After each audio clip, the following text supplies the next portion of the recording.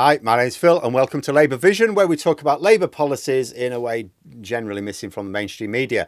In this video, shall we have a little bit talk about Brexit? After years of delays, the Tories are finally starting to implement standards controls on imports into Britain, something we've been lacking since Brexit, only the consequences are likely to be problematic, and Labour have once again been plugging their alternative to the Tory chaos to come. So when we left the single market at the start of 2021, or more pedantically, an hour before the start of 2021, the EU applied import and standards controls on our exports to them immediately. They had been preparing for years and their systems were in place. The consequence was a lot of British businesses suddenly struggling to export goods to EU customers, and that was the ones who could work out how the new system worked. There were lots of businesses who simply didn't know what was going on, because the Tories had attempted to keep people in the dark until they had their precious Brexit in the back. This is why lorry parks mysteriously popped up a few months before we left the single market, to the bemusement and annoyance of locals. People in Kent were the first to discover that Brexit was going to change trade after all. But in return, we applied nothing. No controls at all. Lorries came in, nothing much was done about them. After a year, we introduced import controls, but not many checks. So smugglers are now costing us a fortune in lost taxes. But standards controls still don't exist 3 years later. We know that every day unfit for human consumption goods are coming into the country to be sold as food for people. We know because a couple of times the authorities have done random checks just to see how bad the situation was, and it was very bad. People ask, well, if we didn't need these checks before Brexit, why do we need them now? We did have those checks before Brexit. They just didn't take place at our border. Goods from outside the EU were checked at the first EU port they entered the single market in. So a lot of goods coming from outside the EU to Britain were actually checked by other EU countries, like we shared the load. That's what a union's all about. As for products originating from within the EU, there were no internal market checks, but you would have checks of food production facilities at source by inspectors to make sure standards are maintained. But the EU only do this for EU standards, for food intended for their own market. It's up to third countries to check their own standards. You're not going to have EU inspectors go into a food production facility that's going to then export that food to Britain, because it's got nothing to do with them. That's up to us to maintain those standards. So standards checks were taking place before Brexit, but they're not taking place now. The checks are finally due to come into effect this year in 3 phases, with the first phase in just over a week. Put simply, we're not ready. The real chaos will come later in the year, mind you. When working these new standards controls, which are really important, if we're going to be a third country, will make it impossible for us to import some foods at all, because the health certification needed for small quantities of specialist foods will mean it's simply not viable to import them anymore. We had a similar situation with some British produce. You just couldn't export it to the EU at all, because the consignment was worth too little to be worth the high cost of their health certificate. But as for other foods, that we import in larger quantities, it will then be worth the cost of the extra red tape, but that cost will be passed on to the customer. So more food inflation on the way. Also, once the checks begin from this spring, so in a week's time, documentation technically needed, but there's not going to be any checks until spring. Once those checks happen, lorry drivers are going to find themselves with more delays as they wait for officials to check the consignment. They can't do it at Dover. There's not enough space at Dover. They're going to have to be passed on to an inland check-in site. They don't know where that is for a start. But that is going to mean more delays. Now, that's going to be particularly problematic because, as I say, lorry drivers don't even know where they need to go yet. They haven't told them. So lorry companies can't really plan. The Tory government haven't even published the details of the new scheme coming into effect in a matter of days. They've published the overall plan, but not the specifics. So we already have shortages of lorry drivers.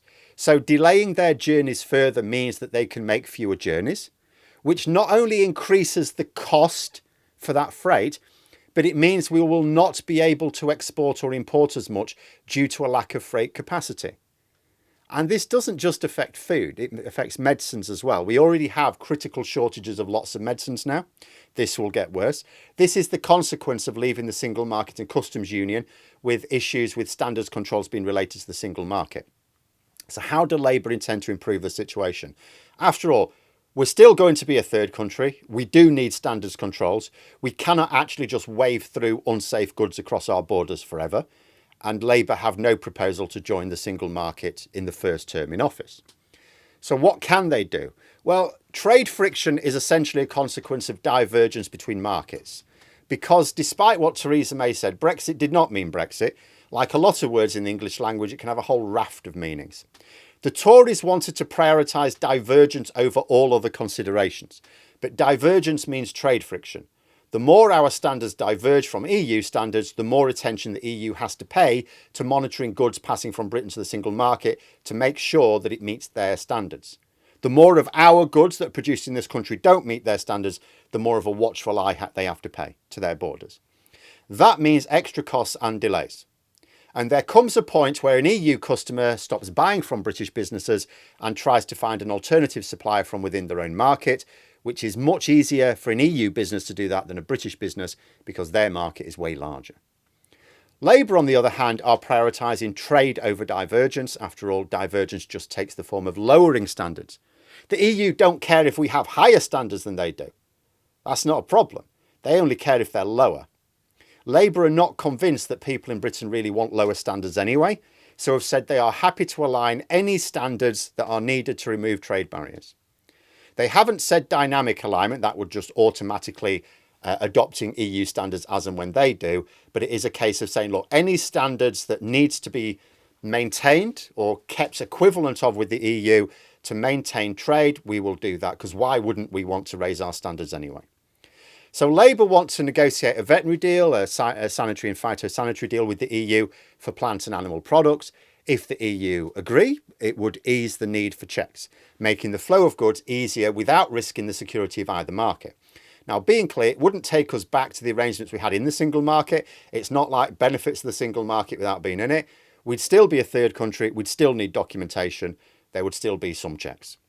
But if we could agree alignment in key areas with the EU, we could massively reduce the level of checks needed. Because the documentation is a consequence of being outside the market, that will always be there. But the checks are a consequence of risk.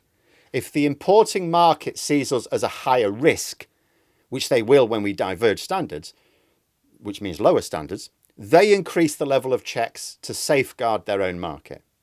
If the importing market sees us as very low risk, then the checks go down proportionally, because they don't want to constrict their own trade. They just want to protect their market.